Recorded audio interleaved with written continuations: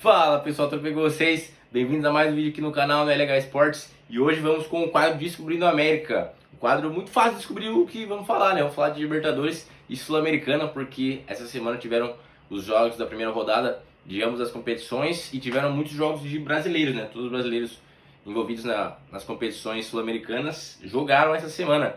Então bora começar com terça-feira. O Flamengo empatou com o Milionários fora de casa do placar de 1-1. E foi um jogo muito parelho, né? O Milionários conseguiu se impor, conseguiu fazer o seu jogo dentro de casa com o apoio da torcida. Torcida que é um fator muito determinante nesses jogos de Libertadores e Sul-Americana, né? Então o Flamengo empatou pelo placar de 1-1. O Flamengo que ficou com um a mais a partir dos 16 minutos do segundo tempo, aos 60 minutos de jogo, com a expulsão e o pênalti sofrido pelo... Eu não lembro se foi o Pedro ou o Arrascaeta, acho que foi o Arrascaeta que sofreu o pênalti. Mas enfim, para mim uma expulsão injusta, porque na regra, pelo que eu sei, não se pode expulsar um jogador se você marcou o pênalti e ele era o último homem, né? Ou você dá... quando acontece essa situação, você não pode expulsar e dar o pênalti, porque é uma dupla vantagem para a equipe. Então, o Flamengo foi favorecido nesse quesito, não digo que foi de propósito, mas o Flamengo obteve a vantagem de ter o pênalti e ter o jogador adversário expulso.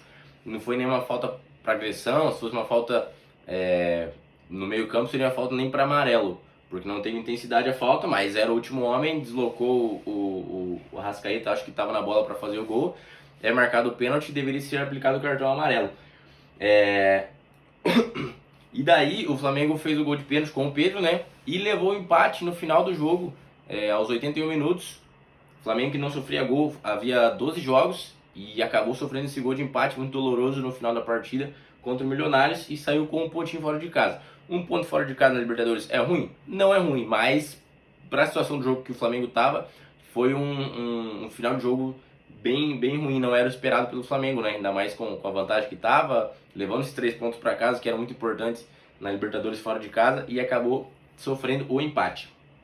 Passando para o próximo jogo aqui da terça-feira, o Grêmio perdeu para o The Strongers fora de casa, na altitude, pelo placar de 2-0, com o time reserva. Sim, o Renato Gaúcho poupou os titulares para a final do Gauchão, contra o Juventude, jogando em casa, e quis levar apenas os reservas para esse jogo lá na altitude contra o The Strongers.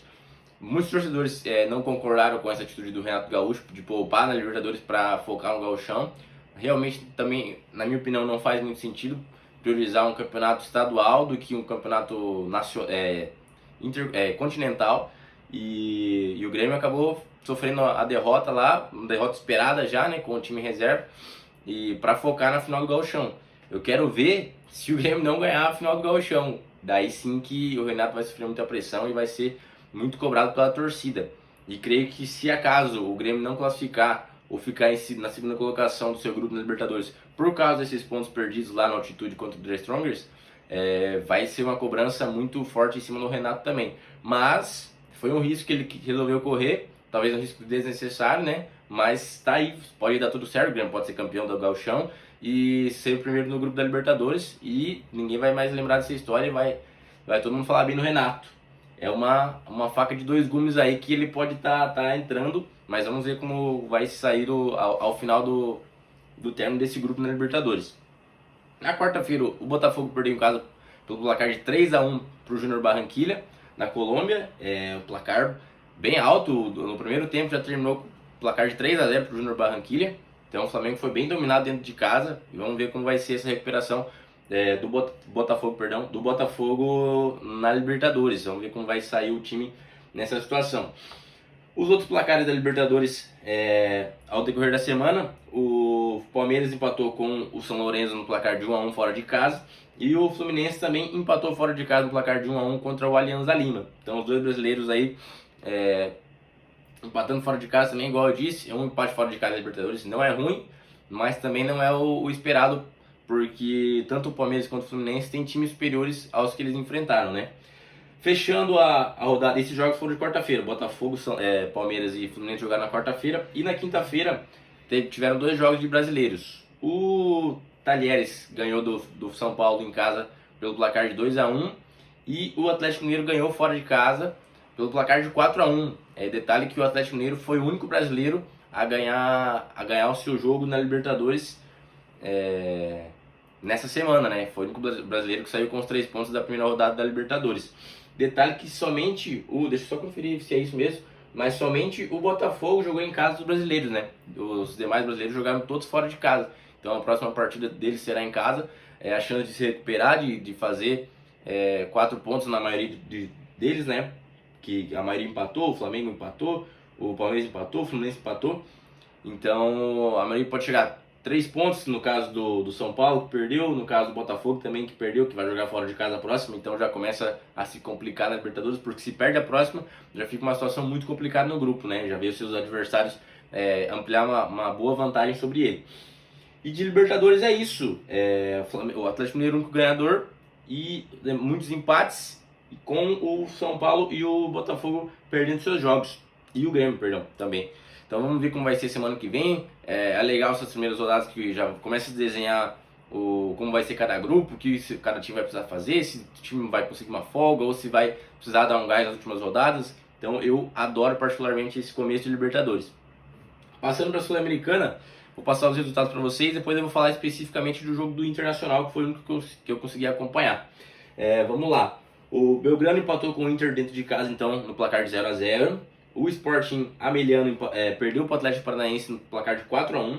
O Racing Paraguai empatou com o Corinthians no placar de 1-1. O Cuiabá também empatou pelo placar de 1-1 contra o Lanús, só que o Cuiabá estava jogando em casa. O Bragantino ganhou em casa por 1-0 do Coquimbo Unido. O Sportivo Trindense perdeu por Fortaleza em casa pelo placar de 2-0.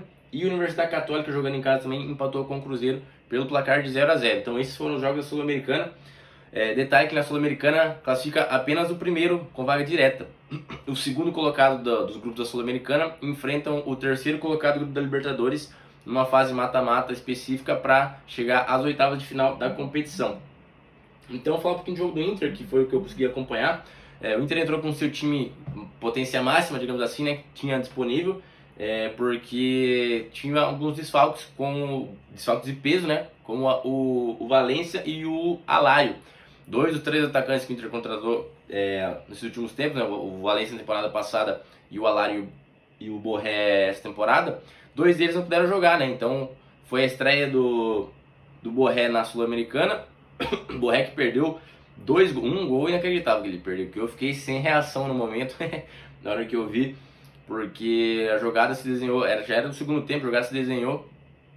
Não, perdão, era o primeiro tempo ainda. Jogasse pela direita na saída de bola errada da equipe do Belgrano. Bola bate-rebate com o goleiro e o zagueiro. Bola sobrou.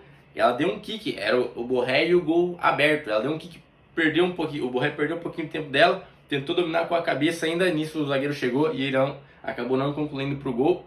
Perdeu uma chance claríssima de gol. Fora mais 2 oportunidades que ele teve. Uma cabeçada no segundo tempo também. Então o Inter poderia ter ganhado esse jogo de uma forma mais tranquila, poderia ter chegado pro próximo jogo em casa com os 3 pontos, mas igual eu falei, 1 ponto fora de casa, que seria com talvez o melhor time do grupo do Inter, além dele, né?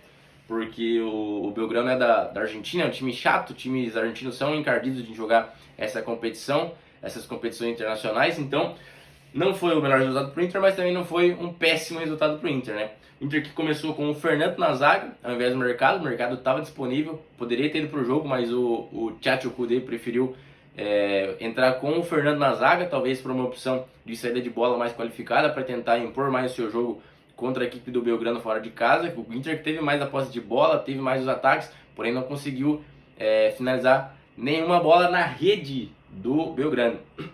Outro destaque também foi Bruno Gomes, que jogou no meio campo como titular, ao lado do Thiago Maia. Maurício e Wanderson fizeram as pontas do time. Alan Patrick fez a dupla de ataque com o Borré. O goleiro foi o Rocher que voltou de lesão nas costelas, que ele estava com aquele problema fazia um tempinho já, voltou bem, voltou 100%, tá pegando tudo. O Rocher, que para mim é um dos goleiros, dos melhores goleiros que atuam no futebol brasileiro hoje.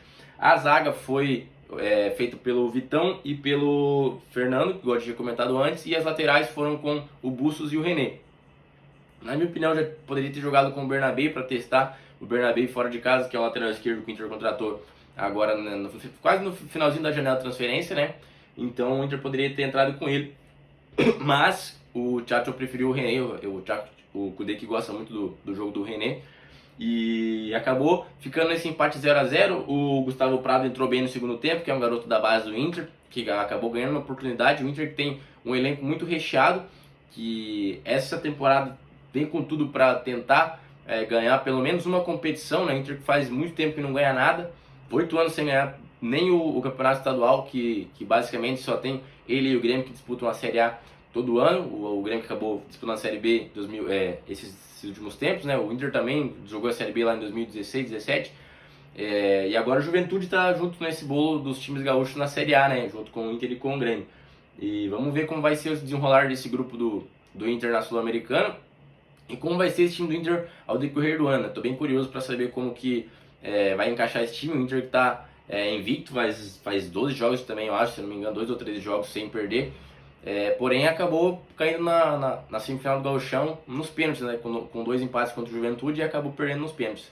Invicto, mas caiu da competição, né? Não sei se vale tanto. Vamos ver como o Kudê vai evoluir esse time. Estou bem curioso para saber como vai jogar Borré, Valência, Alan Patrick, Alário, todos esses jogadores com muita qualidade do meio para frente. Maurício, Wanderson. O Inter tem um time muito qualificado e todo mundo espera muita coisa desse time. Então esperamos que o Kudê evolua esse time para conseguir ganhar algum título esse ano, né? Então é isso, pessoal. De Sul-Americana e Libertadores foi isso essa semana. Descobrindo a América, primeiro episódio, né? Então, espero que vocês tenham gostado do vídeo. Deixa o like, se inscreve, comenta aí o que vocês acharam. E bora, meus queridos!